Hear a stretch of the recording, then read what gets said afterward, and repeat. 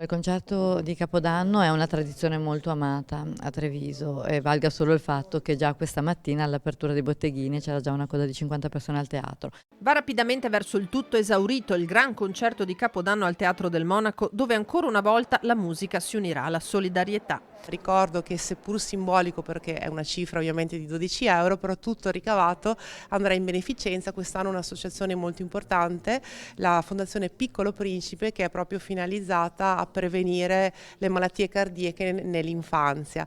Un progetto nato per ricordare Carlo Alberto Conte, giovanissima promessa delle Fiamme Oro, morto per arresto cardiaco a soli 12 anni lo scorso gennaio durante una gara podistica a Vittorio Veneto. Appuntamento dunque la sera di Capodanno alle 21. È un concerto che si ispira ai fasti viennesi e quindi tutti i valzer degli Strauss, quelli che noi amiamo e che tradizionalmente sono l'augurio per il nuovo anno, però a Treviso noi abbiamo voluto dargli anche una connotazione in linea con la storia del nostro teatro. Il nostro è uno dei teatri di tradizione più antichi e più importanti d'Italia e quindi abbiamo pensato di abbinare una parte musicale e operistica dedicata a quelle aree, a quei duetti di opera che però guardano verso l'operetta.